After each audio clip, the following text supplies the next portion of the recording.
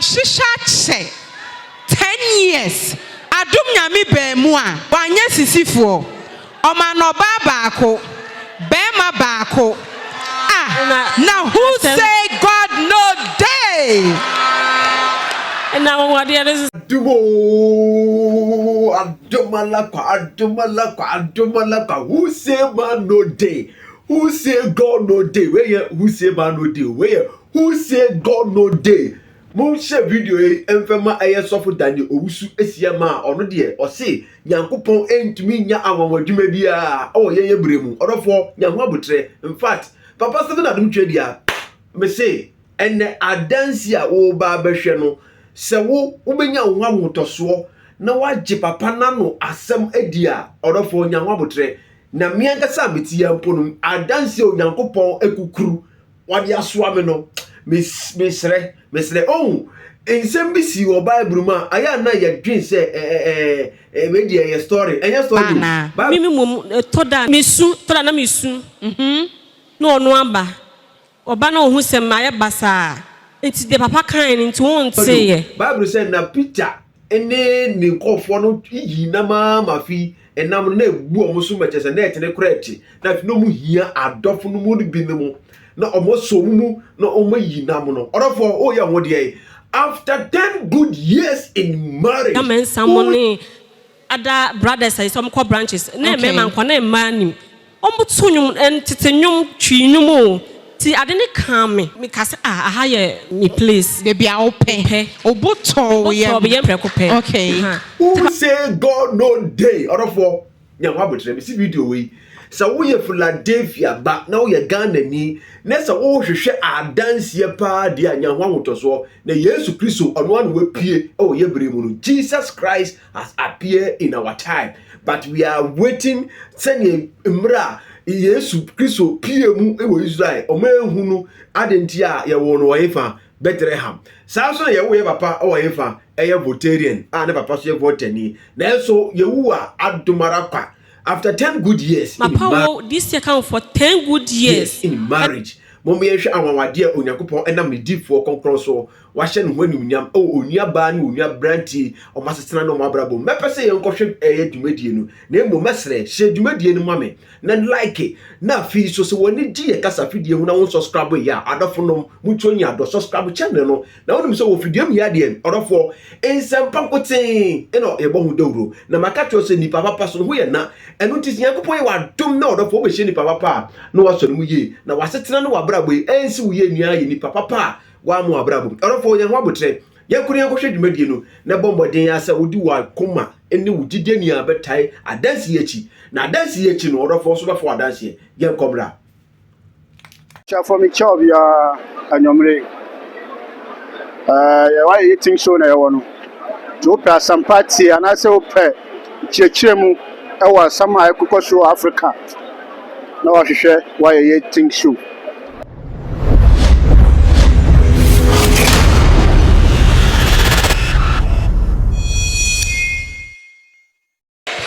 ensem dabi awo ho ene ubetie wasum enti bɔwon sam kɛse pa ye bewie no na won so wadanse aba ebusua de me minimum ebia wo a wote ha unnim omunti ye besere se ebusuafo munda mo ho adi enche yahwefo ene etiefo ye mepacho ye family ndaboatin miransu ni ode Mr. Boatin ye free kwabenya ene baaye na kyerɛ Mr.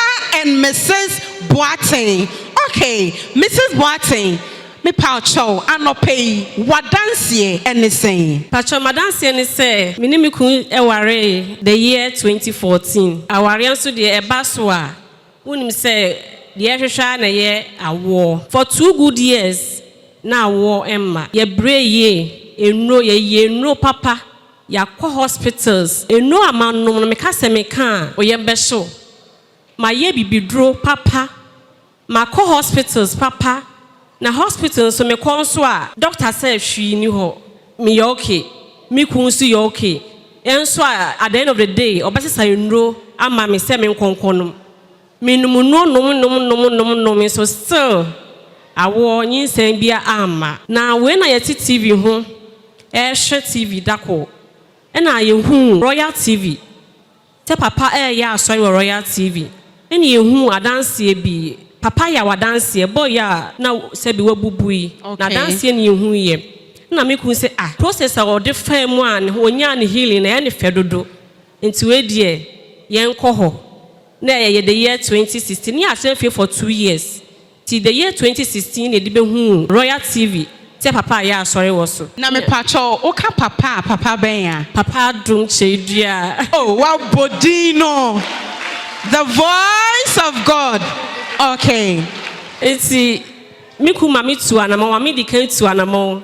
ekɔ hatam na ye wɔ Hong Kong ti me kɔ ye no ye kɔhia papa ye council ti me kɔhia no eno ɔka kyerɛ me sɛ hwini hɔ na ho na ka kyerɛ me sɛ me wo papa me wo panti me yem ɛhye me num Yesu mogya no na bibia be fine oh Adom nya me nhyia no nsɛmmɔ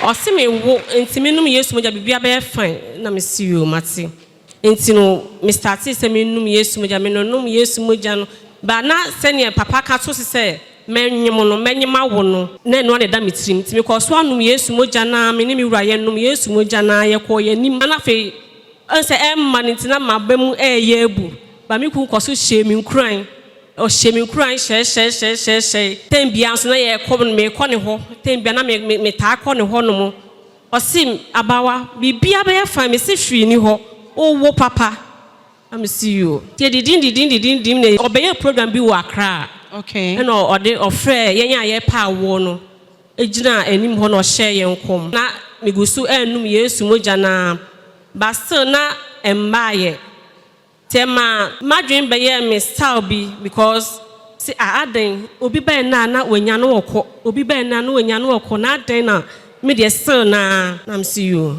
once nyame difo ahye nkom na sa papa ya wadanse no nso ejire mu ntina ewo mchim se ebebem ne be etie bia ebebem ntie didi ne de ba katapo ha na ye ba papa san hye me nkom biem tem bia na ohumia abawa me se obewu te ya na eto da na me kɔ ne chen office no oka me se obewu ho na se wonyim ntimi nwu obewu me see you papa mate nti the year 2022 last 2 years ye be call the city of Philadelphia no ka che me say sa December 31st mi nkobi na me say na mitimi ya me na kakra say mi nkobi sen o si wo nkobi na me see you ti na me ba na me ka che me kru say papa say 31st no mi nkobi na de na o say na won ti papa sia na se ma sia na nti yen hwe November nim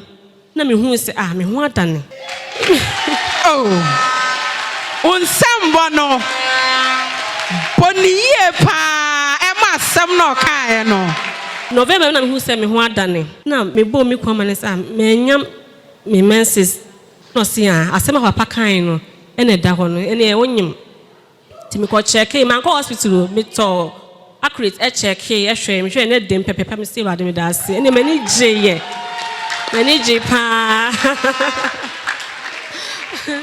ti 31st no man ti bi ankobi nti na me hwɛ o TV so me hwɛ program so o TV so sa mo kɔ ba ye no be January February mu no me da hɔ na papa ya sɔre one Sunday bi nti na me da akonwa mu hwɛ no o TV so te na wia me preko pɛ within be 2 minutes o na de din de bi wia me say me da kitwe bi no na fe me hu bɔfo pa no o say abawa wanyem na nso me mpene so me say how obi ama pɛ insen enfie bebre ni no afi bɔfo pa sa wo mpene so sesen o say me mpene so enti me num Yesu mogya no na bibia free ho ntentem na foforo emra because you say we dey on pene so enti me sorry ye no me ne to tie me na fe me hu se me hu nyina sei say e den na ekosi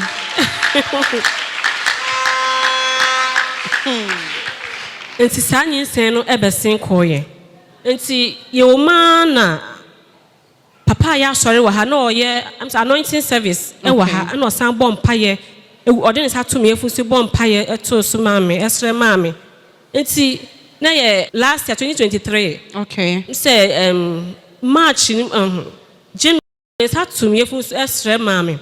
It's ni June last year June and Nyame Adom me stand for any saying for fraud.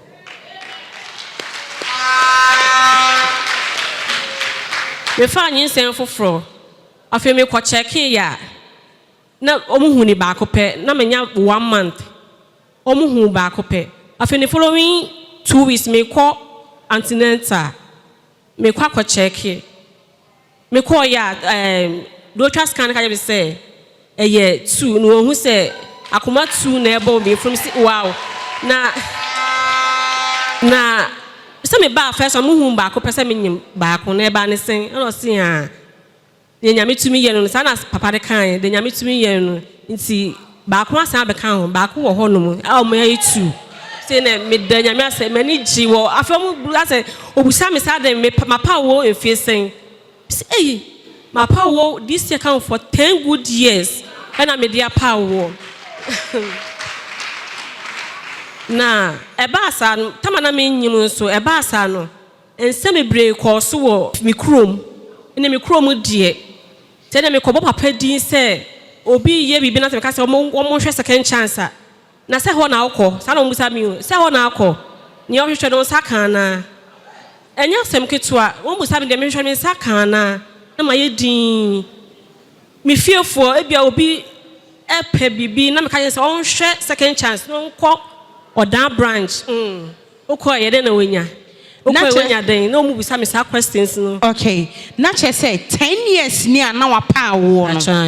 Enipa hwe ni mu a say nka ubenyin sen kra na say ebi amada anasa wonyem mane say those times a wo mehu papa no. Ma anyem da for 2 good years upon no me ye nyina. Okay. Nyin sen na amada. Nyin sen amada. Da.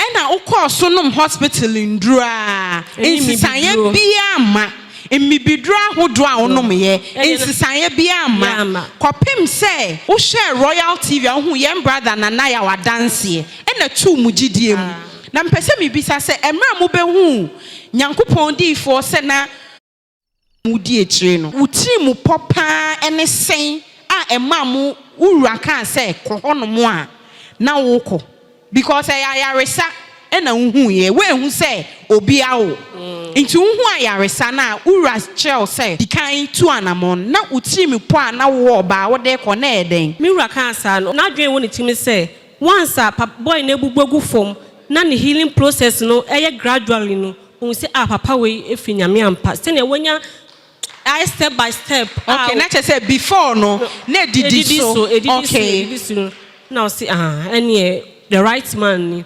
inti ni kan call e honomo. Okay, inti mra odi kan first day a ura Hong Kong sorry dem honom and na papa Stephen Adom Kyei-duah ogina ne simpie su preachi ewie ya osrema wo no the very first time you had an encounter with him no e hono nso no na watinkem to say me boto me yem papa me nya ura inside na woni bibi me koi na omo ye praises. Okay. Now my worship me praise me koi na emema nko a na na ejina microphone echi ejaman samone other brothers say some core branches na emema nko na emma nim omo tunum entetenum twinum o ti ade ne kan me ka se aha ye me place de bia open oboto ye preko. Okay.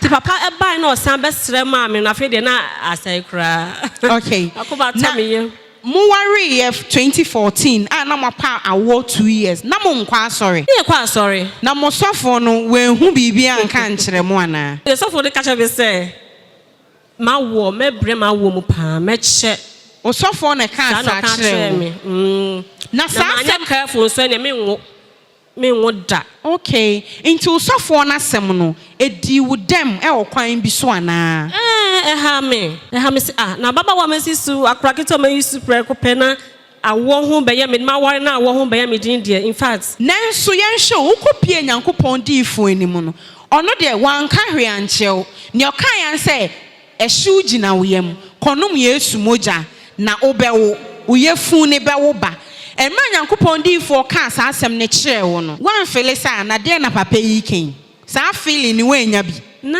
mate hwi ni ho na o ka no okay ma hwɛ na man mate deda nti na ewo mitinim okay so o kan sa no me say yampa that is all there right from the onset no call papa ho no o gi nanum asɛm tu mu prekope and so enu achire no nyinsan na mam what name 10 years na mame wa be membu me say edan we ya mawura mu Hong Kong dan ya mawura mu ya me bo atom yem kyese ema me refi bibia kyese bibi be hyemu am ho ya me ase unya ahodin bi wo mu okay pant na me say edan mawura mu de me ntumi na nsi ba bia biem no turning back whether rain or shine me sign me chi me di papa wo ye chi and na we di nechi 10 solid years. Me didn't achieve for 8 years because me met in for 2 years. Into 8 years, how the be deep papa chino. When tawani and shall sorry be beam. Uncle be beam. When tear sofu be no masemu beam. Okay, yamra ya sitnemu. Uwan nam for 4. Uwe busia. Ukunu wan nam for 4. Uwe busia. Ukune busia 4. Not day na no more kafa wa na wo. To be frank, me ku ebusiafo, omo pemasem. Okay. Especially masse be ma opemasem pa. Enti no ono so na otahye me nkran ebeba. Okay. Na to wase ebeba. Te to me bi kwa na me fere se me mpese be ka me ho aben no. Ba ono ten be pese me nka me ho amen because they want me to say enti papa yi on ka hwe. Was a che 10 years a che.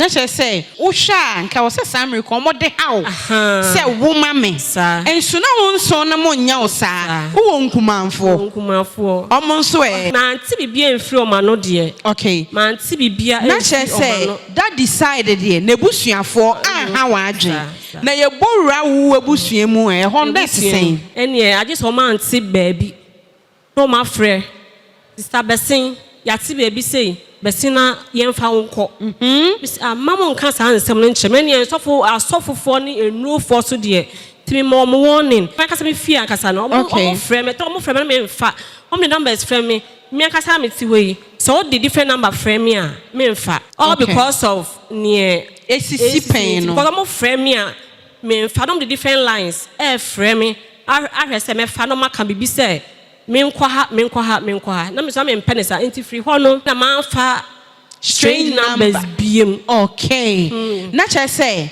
wo na fofo no ebusuafo de pressure de omo to obi ma na me na fofo nso de agise wadanfo bi anwo na omo ye den me ne nkasa for so many years ba wa wo no afre me ma wo na che say one ode sabi na wo ne ebetwa wo mpoa Inti abani sa ya na wo feel sen. Me danya me asema no. Me danya me I just me feel ade nipa no opese me yeden. Aso de be huru. Ode be huru me. Okay. Cause me ne kasa almost be 2-3 months. Owo ya na wafre. Okaso ne nkasa nye sa ya kayo ba wo nka for like 3-4 months. And be also be 1 year kwana maintain nka. But obe frɛ no. Omodo so nye nipa ba ko. U school mate fo, u kromu fo. Na se sa wo na ye de tata o. Okay. Ni nyine mu no wa ma obi amfa mrade ambeji wa botire. What na dom na say 8 years. Madam for baako na ye program wa ha no say no oba bi. Okay. Nti oba do na call me sister baako nchen kokra no say oba. Nti say bia obema me nkra obema bibi dia brema na say oba chone nkra dia ma me o say o ka che me sister ka che ne say o ma ne nwe ne ho na mo kokokọ de na abem efri mu aba. Wadamfo no say muma onje ne ho na wo akwa wunya ahwe mfiri mu. Okay. And what's name 8 years. One pa bada. 8 good years ni nyine mu no. Now papa mo boni mu. Now show reni mu. Kopem say adom Nyankopɔn ebe mu. Na mame emra first one ba ye besen ye.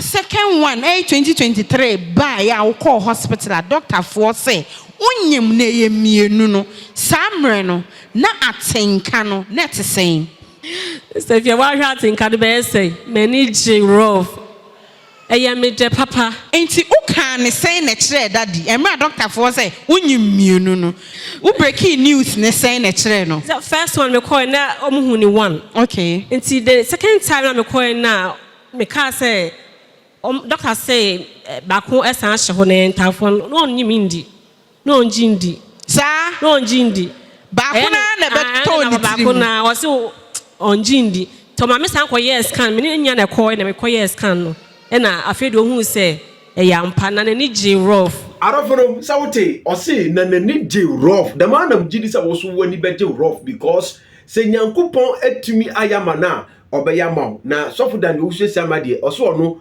obedi Nyankopɔn achi se obeye sofo no Nyankopɔn tumi nya adanse bi on tumi nya sentinani bi na enso after 10 good years in marriage now sa bawon sam kase pa when ni beje esa na wo hwe se ne enuanom no yitwa ne mpoa na enso okoso gina woni gidie mu no ene Onyankopɔn enam ne difo konkron no so ahye ne honim nyam video e mo hye masofo da ne usu Asiamah on hye ya bomodin ne hye na enrechi afoforo no mo hunu Onyankopɔn ne nsam oduma enam ye papa difo Stephen Adom Kyei-duah konkron no so mo hwe de AC me se Yesu Kristo ono no wapie e wo ye bremu a still nipa ne bi mo hunu se Yesu no wapie no na se mo gindi a ye in Philadelphia ade hye no mo de ye nim se Onyankopɔn ni tumi ne na wanwa duma no enam ye papa Stephen Adom Kyei-duah so no wo se wiase ni a e betwe ne ni atwe Ghana e yade e bem na bem kura wi orofo ye nto so na mra ye kɔhwa danse ne nkae no me gidi se me like back to no so ne receive also adanse yen komra wacha waware na obi ehwe nim sanka wo ware a acha 1 or 2 years there e was so start to say oh na emama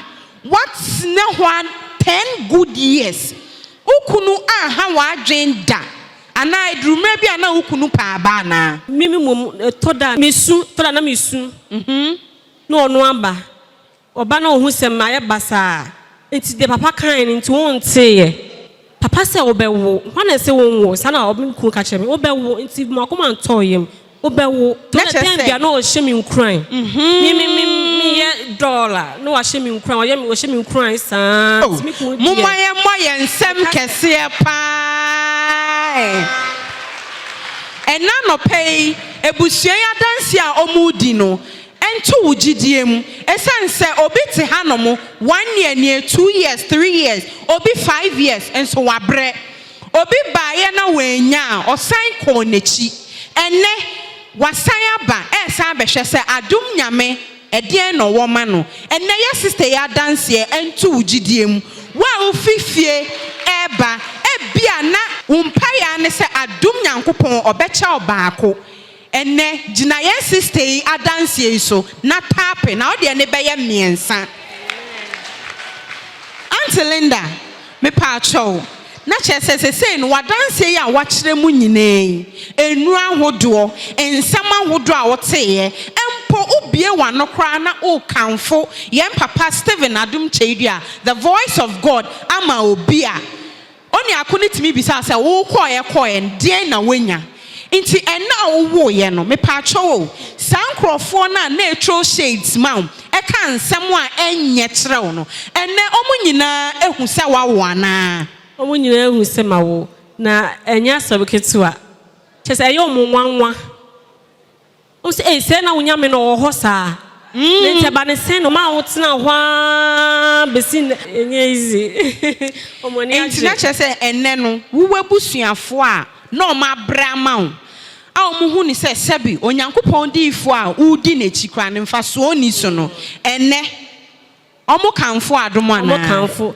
tesi akra de bebe na so ekɔ second chance wo odan oh bawon sam kase pai ene wonso wadanse ebe ma wubutuani eba be ye Philadelphia ni Onyankopɔn mre ena ye mre pa nkofo bi wo ye krom ho okay omo te sema wo no enye mebusuafo ba itimemufo no omo te sema wo omo akotro budin e wo odan Philadelphia movement. Say ma wonko dia ne e genuine into omo beko. Nti ene omo nyine nyamu gidie.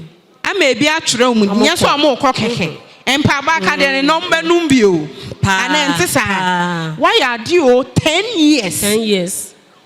Utene efie 2 years. Nyamedi ifo echi 8 years. One no mumpa ebo aka dia one bread. Manu breda. Obi nso wa ha. Ono de wanu me 3 months nie. Na obi hia me. Baby anamiti wa wo obi hia me. Ose wa ba ye fidue mu ha. Wanu ade no ato aso 1 month hwe ma into ono. Ose on de wa bro ntumi na me say me come Jimmy say ah. Na me woni how many years am me dey wa ha no me say. Aha. Now yes or no open the entem. Open them 1 month, 2 months, 3 months, and my identity. Na be mo bu. Me sim ka say beba. No me ka say beba dan wo ma beba no wo de we beba. Enti enen so yen hwa de fefe a adom nyame aye. Entafo no me pa atwewo. Na eye ma mienu, emema mienu, anasa wunya oba baako bema baako. Pachemenya oba baako bema baako. Oh, let me say Adom ni dem ha. Bawonsam kese pa. Nia ya sister no what should just say? What should say? 10 years. Adom nyame be mu a wanye sisifo. Oma no ba baako. Bema baako. Ah, now who say God no day? And now what the others? Oh, na moti ne sister ne ka de. Adom nyame we nsisi no. Entafo no. Oma ne kokwa baako, tuntum baako. Bawonsam kase pa. Se ne be ya sister onka se. Mawu etuntum nkwantim osra adom nyame so oma ne bakoko. Anase onka se wa wo kokko nkwa ope batuntum. Na emom na adom nyame eye ne pepepe. Na mpacho nkwala no. Why na kokko na hwan ye tuntum? Oba ne ye kokko na beba ne ye tuntum. Oh.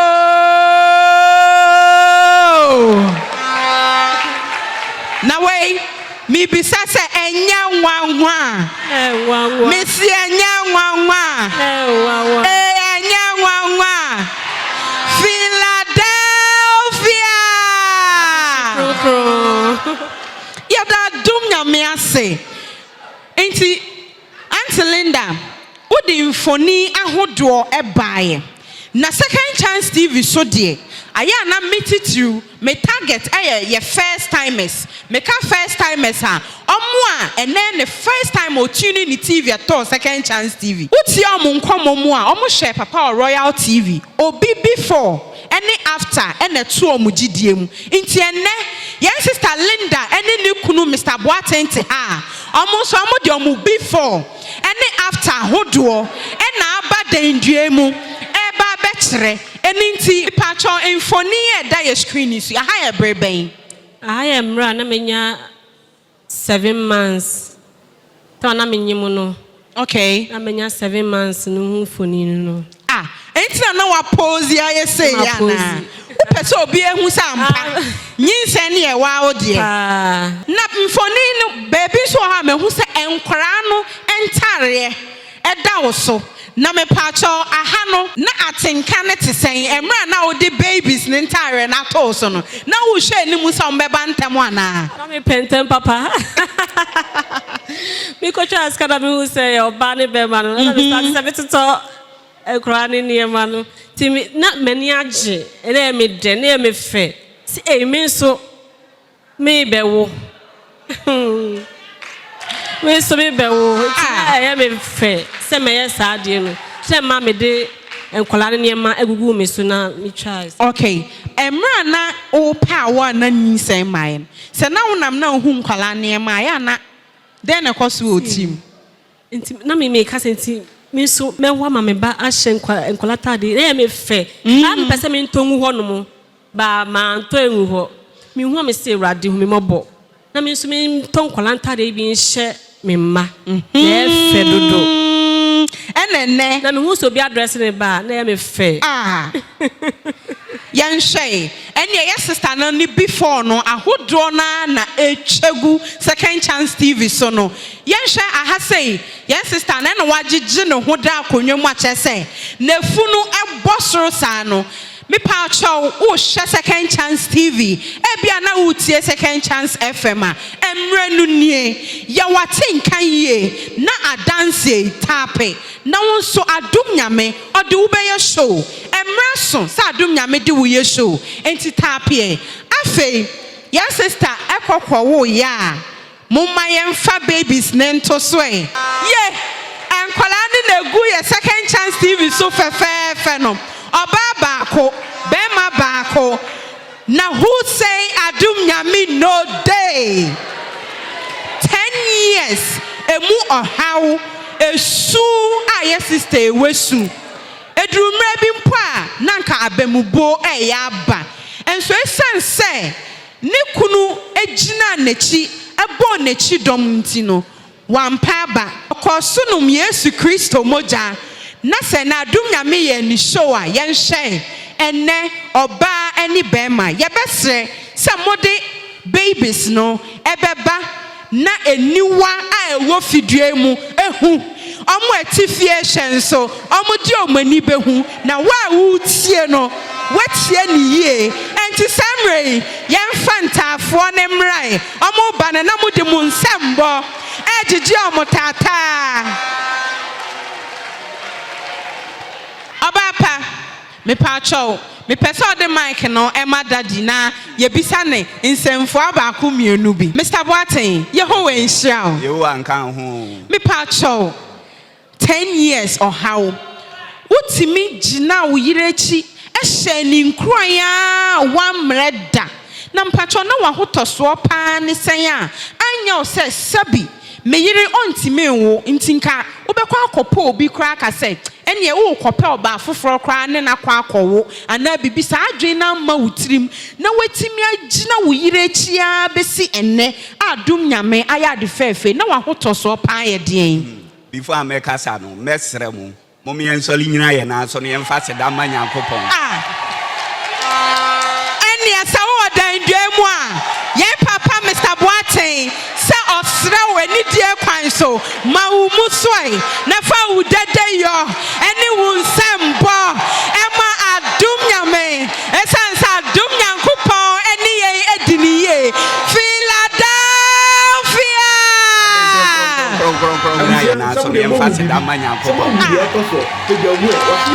eni asa wo dan duamu a ye papa Mr. Boateng sa ese efata no yemfema no na mugidi se o sori e kura wo sori e gina wo na asu o si bi fa sana obeka sa no so ye nya ye sori o de sori ai me de sori o de sori o esansa dum Nyankopɔn eni ye edini ye Philadelphia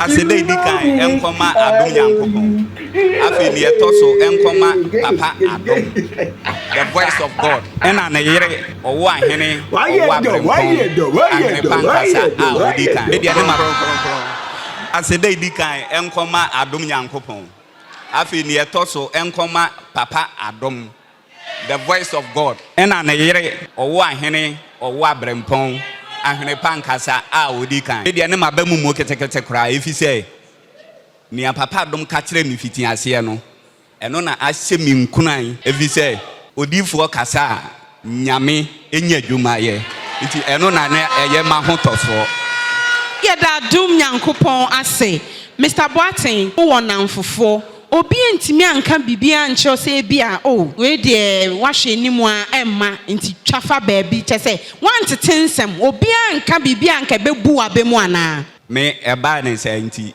me te me hu firi me namfofo hu okay obi nka ade ema na ebebu mabem nti menuanom na eye me namfofo omo so de abiri biara nkuna hye na omo de hye me ye da dum nyame ase enne wa hotoso ugidie a wunya wo onyankopɔn difo Steven Adom Kyei-duah, the generational prophet muno. And na yenhwe adefa fa Adom Nyankopɔn. Why? Ye papa so amayate asese. O se nyo oji odifo din mu no. Onyo odifo ni nsem enhyira. And na yenhwe enhyira Adom Nyankopɔn. Enam na ko Stephen Adom Kyei-duah so no de adom mo. Inte daddy obo ato yam ana. Obo ato me yam papa.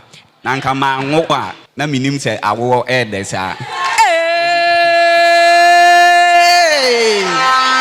Ebisa me wo ye no. Nia papa dom ne ne yere aye no ano odene. Na me se sa na minim se ne ede wo mu sei na mo ama ntamu. Emu ode papa. Emu ode wo. Okay. Me pacho there Auntie Linda say obeka cho se nkra na ye mienu no wanye ani. Na mra Auntie Linda frɛ say wawo babies na ba.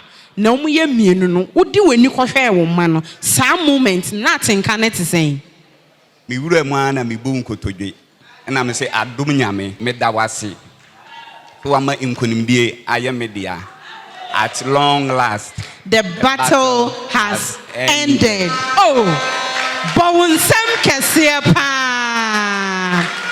Okay ene Adom nyame waye o show inhyira ne die bebre kwa na mesre bisa enkware hwan ni penny e na hwan ne kakra afen so mudin e de sen me pa chaw ne ani kan wo mudin se enkwala ne nso yakɔwo ma yakɔwo papa Adom birthday last 4th March.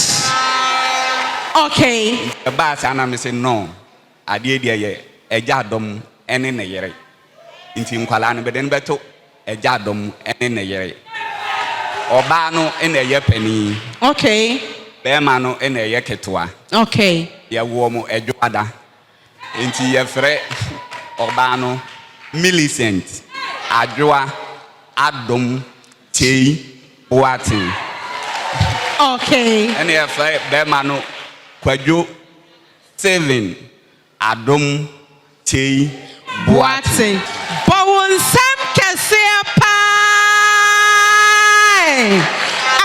Yehwɛ ne Adom Nyankopɔn aye na kyerɛ sɛ 4th March ye papa birthday no crepa si juada no saa da na omo lande ye no crepa na sɛ nkwale omo ba pa o omo tete omo nana etwen ya omo nana birthday na o si ye nie eni omo be yie papa inte na abuto ye maba papa eni Jesu aba fie se opon adwuma na o se kofie ya da Adom nyame ase Mr. Boateng me pacho obi ti fie ha ne hawa o femu ani wabre yie wapɛ bi akyɛ sɛ me wan na dwen kra sɛ o gyan ne yere akɔfo ba afofra me pacho tunifo na pɛ nkranhyɛ sɛm bi ɛka kyerɛ ne ma me pacho nia oba sa ye situation we mu no me mama ate ase sɛ oba nko a enwo oba nko a ontume nwo oba ne bema ena ewo nti eba ne sa emema no momfa nkranhyɛ sɛm na monta mo yere no machi momma mo bonto mo yam tambia monhyɛ omoden na fe ne etwa to no monye odifo enum asɛm entum na fe monum Yesu mogya no munyusu prayer materials no mama mama ba mu muda na eche sedenara ebebem me pacho me kasa na ka ade ba ko na ese me ka aso dan a ekoso ase we ne papa fie no me na meye me start ye no okay me ko odifo ho na oka asem bi kire me ne a woka kire me ne se ansa na me wi aso dan awie fie no na me di gate ato ano no na mawo ampani ampara abamu sa pepe oh dedeni wo fama me odifo kasa Adom Nyankopɔn onya ejuma ye yehwe ne enne Adom Nyankopɔn aye ye onyankopɔn difo enya yembre mu gidie the contract kakraka say ahyɛ ne nsa yɛhwɛ ultra molding asɔre dan a yɛmbre yi ekukura si hɔ ne hwɛ papa fie ya wasi a enya brochira me sa dan we mi hu bi do enso ye papa eye brother waten ekukuru dan esi ho na Nyankopɔn difo asɛm o kan ye ne sen obewie project we a odi gate beto ano no na wawo ampanso okaya abem amenne osuru edi erusi enti sa o dan dwai mu a mesre se wodi won semmo ene wudede yo ebema adom Nyankopɔn bo won sam kase pa